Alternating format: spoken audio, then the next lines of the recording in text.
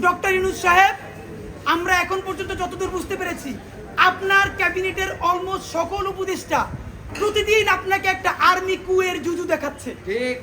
আপনি সচিবালয় সংস্কার করলেই আর্মি টেক ওভার করবে। যে সংসদের উচ্চকক্ষে বিএনপি যে নোট অফ ডিসেন্ট দিয়েছে, এটাও যদি সে বাস্তবায়ন না করে, তাহলে আমরা আপনি ভাবেন আমরা কি কারণে, ঠিক কোন কারণে আমরা এখন এই কথাগুলোকে বিশ্বাস করব? রাজনৈতিক দলগুলোকে তারা ইন্টারিম থাকা অবস্থায় আমাদের চোখের সামনে 47কে নাই করে দিল, পিলখানাকে নাই করে দিল, শাপলাকে নাই করে দিল, নিরাপদ সড়ক আন্দোলনকে নাই করে দিল, বিচারিক হত্যাকাণ্ডের কথা তারা বললো না। যেই তারা ক্ষমতার মসনদ পেয়ে যাবে, এই কথা বলার পর যে আমরা আবার জেলে যাব না, তার প্রমাণ কি আপনাদেরকে বলে? তাহলে আপনারা এটা কি চান? ডক্টর ইউনূস সাহেব, নাম্বার 2, আপনাকে বলতে চাই, আইনি বাধ্যবাধকতা আমাদেরকে অন্তত 20 জন শহীদ পরিবার বলেছে। ডক্টর ইউনূস সাহেব কি এইগুলো সব সামনে সংসদের জন্য রেখে যাইতেছে? তাহলে সে কি করবে? প্রধান উপদেষ্টা, এবার আপনার জন্য স্পেসিফিক 3-4টা আমাদের কথা আছে। আমরা এই কথাটার কথা লিখেছি, ইন্টারিম বনাম ইউনূস। এখন যে কথাটা আপনাদেরকে বলবো, এই কথাটা আমরা প্রচুর হোমওয়ার্ক করে বিভিন্ন গণমানুষের সাথে, রিক্সাওয়ালা, ভ্যানওয়ালা, সবজিওয়ালা, পেশাজীবী, বিশ্ববিদ্যালয়ের শিক্ষক থেকে শুরু করে অনেকের সাথে কথা বলে আমরা এই কথাটা বলবার চেষ্টা করেছি। ডক্টর ইউনূস সাহেব, আমরা এখন পর্যন্ত যতদূর বুঝতে পেরেছি আপনার ক্যাবিনেটের অলমোস্ট সকল উপদেষ্টা প্রতিদিন আপনাকে একটা আর্মি কুয়ের জুজু দেখাচ্ছে। ঠিক। আপনি সচিবালয় সংস্কার করলেই আর্মি টেক ওভার করবে। আপনি যদি পিলখানার কথা বলেন, আর্মি টেক ওভার করবে। এইটার একটা প্রমাণ কি দিয়েছে? বাংলাদেশের ছাত্র জনতার একমাত্র প্রতিনিধি বানিয়েছে তারা এনসিপিকে। প্রধান উপদেষ্টা কান খুলে শুনে রাখেন, এনসিপি একটা রাজনৈতিক শক্তি, কিন্তু কোটি কোটি জুলাই যোদ্ধাদের একমাত্র মুখপাত্র তারা নয়। এনসিপি সমাবেশ করলে লোক কম হয়, এর মানে এই না যে মানুষ জুলাই ভুলে গেছে অথবা জুলাইয়ের রক্তের সাথে সে গাদ্দারি করার কারোর অনুমতি দিচ্ছে। বরং এনসিপির সাথে লোক কম হয়, এর বড় বাস্তবতা হলো তারা মনে করে বিএনপি বা জামাতে ইসলামী ঠিক যেভাবে জুলাইকে বিভিন্নভাবে বিজনেসের মডেলে নিয়ে এসেছে, এনসিপিও এখন সেটাই করছে, তাই তারা এনসিপির সমাবেশে আসে না। কিন্তু এই মানুষ, কোটি কোটি মানুষ এখন পর্যন্ত রাস্তায় নামতে প্রস্তুত, যদি আপনি একটা বিপ্লবী ভাষণ দিয়ে জনতার পক্ষে সংস্কারের আপার হ্যান্ড নিয়ে নিতে পারেন। প্রধান উপদেষ্টা, আপনাকে বলি, আপনার উপদেষ্টারা সারাক্ষণ জুজুর ভয় দেখায় না? আপনারে বলি, একটু কান দিয়ে শুনেন, যদি ওয়াকার সাহেবের এবং আর্মি জেনারেলদের সাহস থাকে, আই রিপিট, সাহস থাকে, একটা কুক ওইটি দেখাইতে বলেন। ঠিক। ভাইরা, ব্যাপারটা এমন না, লিথাল উইপেন যখন চলে তখন পুলিশের উইপন আর আর্মির উইপেনের পার্থক্য থাকে না, প্রত্যেকটাই জীবন কাইরে নেয়।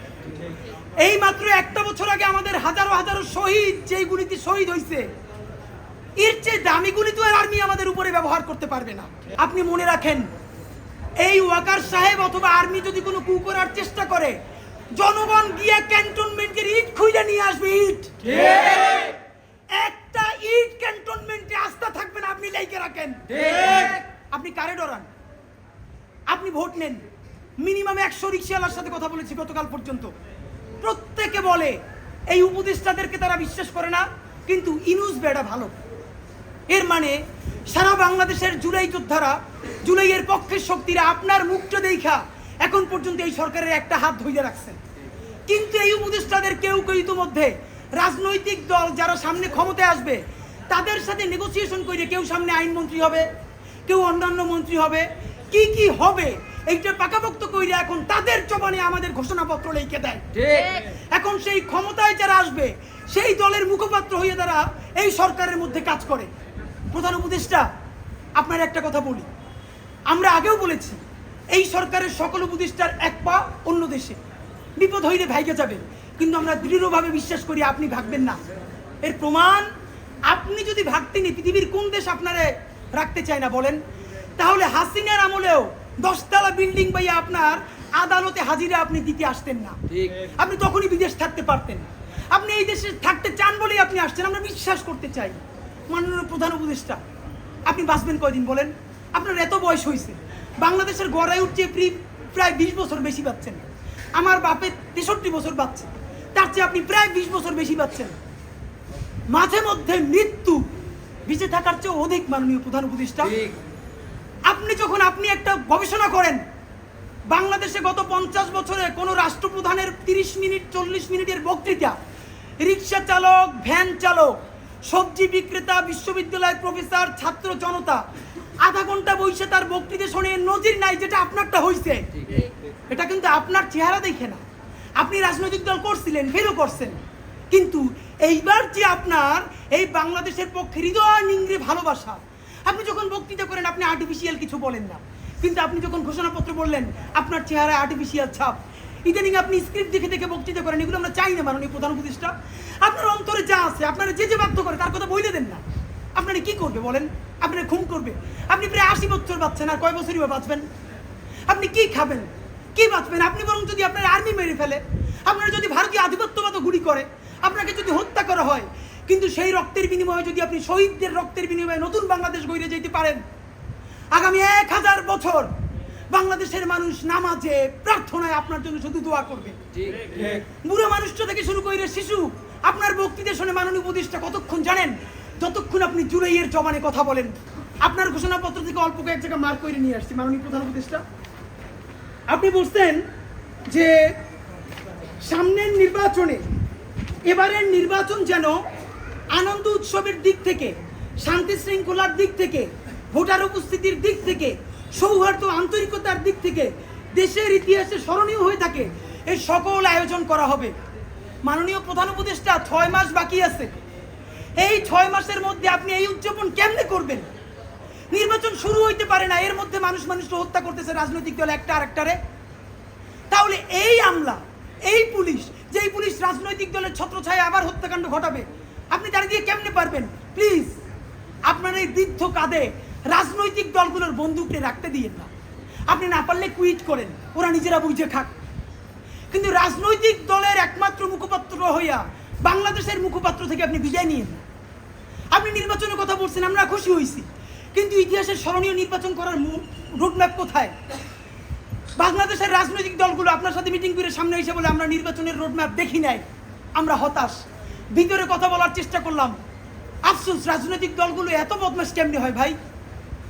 ভিতরে তারা একটা বারো ভালো করে কোনো রাজনৈতিক তারা নির্বাচনের ম্যাপ দেয় না। প্রধান উপদেষ্টারে তারা গিয়ে বলে বড় দলগুলা, ওই পেট্রো বাংলার চেয়ারম্যানটা কিন্তু আমাদের লাগবে, অমুক বিশ্ববিদ্যালয়ের ভিসি কিন্তু আমাদের লাগবে, স্বরাষ্ট্র আর জনপ্রশাসন মন্ত্রণালয়ের সচিবটা কিন্তু আমাদের লাগবে। বাইরে এসে বলে আমরা নির্বাচন না দেখে হতাশ। একই দ্বিচারিতা।